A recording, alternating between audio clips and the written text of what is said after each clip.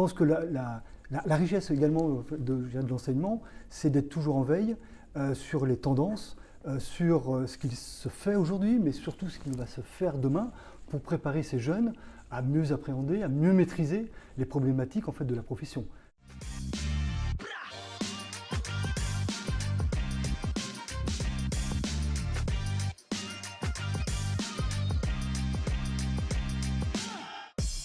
Fin de cours, cher Sylvain. Eh oui, ça arrive aussi, même un vendredi. Sylvain Dourneau, je suis ravi parce que, on l'a vu, grande appétence, on l'évoquait avec Jean-René, 3600 étudiants ici au sein de l'Histoire. Je voulais mieux comprendre finalement ton rôle qui est j'allais dire, action et disciplinaire au sein de l'Histoire. Pour te présenter, on pourrait œuvrer comment? Alors, donc je m'appelle Sylvain Dourneau, en fait j'ai une triple activité. Première activité, c'est je suis responsable du secteur activité en fait, tourisme, hôtellerie et restauration à la Chambre de commerce de Maine-et-Loire. Et par ce biais-là, je coordonne aussi le campus de la gastronomie autour de Zvetal, dont on parlera certainement. Oui. Enfin, une activité qui est à la fois récente, puisqu'elle est officielle en fait, depuis le 1er septembre. Je suis professeur associé à l'Université d'Angers, à l'Histoire. Je suis donc très très content et très honoré en fait, de pouvoir officier depuis le 1er septembre sur des thématiques hôtelières et de restauration. On l'évoque de plus en plus au sein de l'Histoire, d'une manière, je dirais, d'observateur, cette ingénierie en tout cas pédagogique. On voit bien qu'il faut être souvent précoce, en amont, anticiper, mais pour autant développer des valeurs sûres, être enseignant, entre guillemets, c'est avoir cette responsabilité auprès de futurs professionnels. Je pense que la grande force aussi de l'Histoire, c'est de pouvoir associer, au-delà des professeurs associés, mais même de pas mal de vacataires, des gens de terrain.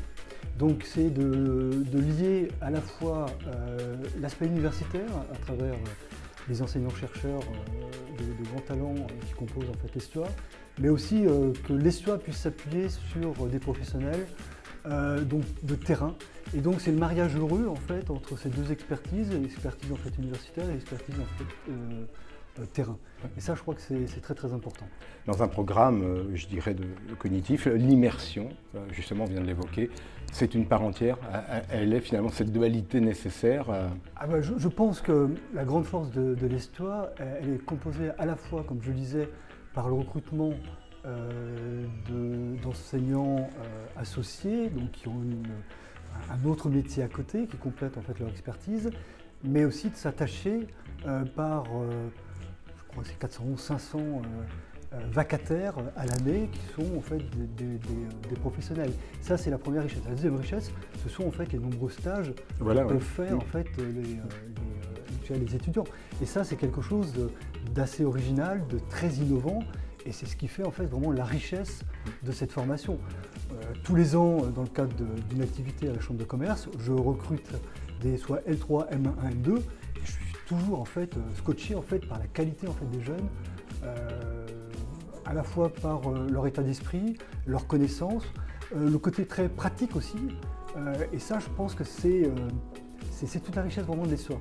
C'est vraiment cette mixité d'expertise. Ouais, l'expérimentation, ça permet d'infuser l'apprentissage. Tout à fait. On apprend et on acquiert de l'autre côté. C'est pas de l'apprentissage en tant que tel, puisque... J'entends, mais de l'apprentissage en termes d'expérience. En fait, de stage, bien sûr. Tout à fait. On le voit, on l'évoquait, un tourisme qui évolue, un tourisme en tout cas qui est une branche de notre économie nationale. On parlait même d'un ADN à la française, tant finalement le tourisme aussi peut être né en France, vais-je dire, un coup à Chauvin. On voit cette grande diversité, cette grande pluralité. On parlait d'ingénierie, là aussi de la pédagogie. Il n'est pas difficile de formater en tout cas ces programmes suffisamment tôt pour que justement, que ce soit sur l'onotourisme qui a eu une évolution extraordinaire. Hier, on déambulait dans les forêts. Aujourd'hui, il y a des guides qui viennent nous apprendre en tout cas les oiseaux, les plantes, les champignons. Cette richesse en tout cas de formation, il faut savoir l'anticiper. Comment justement on prépare Moi, effectivement, je dirais un programme de formation, ça ne se fait pas comme ça, c'est pas du one-shot, c'est réfléchi. C'est réfléchi et c'est ancré pendant quelques années, avant que les maquettes soient renouvelées. Donc je pense que la richesse également de l'enseignement, c'est d'être toujours en veille sur les tendances, sur ce qui se fait aujourd'hui, mais surtout ce qui va se faire demain, pour préparer ces jeunes à mieux appréhender, à mieux maîtriser les problématiques en fait, de la profession. Ça, je crois que c'est hyper important. Justement, est-ce qu'il y a un effet miroir, un petit peu dans une forme d'inquisition, je dirais, de connaissances, sur cette mise en expérience qui devient, par mutation, en tout cas, des effets de cours. C'est-à-dire qu'on s'est servi d'une expérimentation et puis finalement, on en a fait pour un usage à N+1 ou N+2. Je crois que la richesse aussi, comme je disais, de l'ESSOA, c'est de s'appuyer aussi sur des professionnels. Et je pense que la richesse aussi de certains cours, c'est de pouvoir s'appuyer sur une expérience pour pouvoir expliciter en fait certains concepts.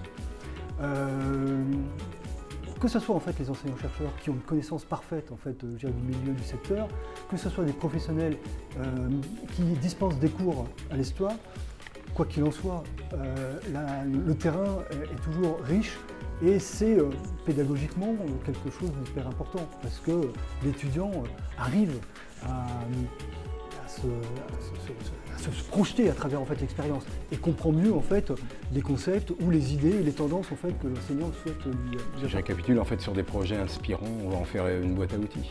Bien sûr, oui, tout à fait. Ouais, ça c'est fondamental. Ouais, aujourd'hui, 2026, on est serein face finalement à cette France qui est basculée dans une mondialisation. On le voit au travers des différents accords économiques, en tout cas qui peuvent être faits. Le tourisme reste toujours un pilier de formation, mais aussi un pilier de proximité, comme on l'évoquait. Au seuil de sa porte, on devient un touriste. C'est possible. Ah oui, tout à fait. Oui, je pense qu'on a tous cette capacité à devenir touriste, ça c'est certain. C'est aussi un danger puisqu'en fait tout le monde s'arroge le droit et la connaissance de dire voilà ce qu'il faut faire parce qu'on est tous touristes, donc on a tous en fait... mais bon, quoi qu'il en soit, effectivement, le tourisme... c'est 7, 8, 9% en fait du PIB. C'est quelque chose qui est chez nous, qui restera chez nous. C'est une richesse, c'est effectivement. Le tout, c'est de continuer à bien former en fait nos jeunes et à trouver effectivement les niches qui peuvent capter en fait une clientèle qui a besoin de nouveautés, qui a besoin d'innovation, qui a besoin en fait d'expérience. Et on le voit de plus en plus, l'expérience client est quand même, je dirais, un des angles fondamentaux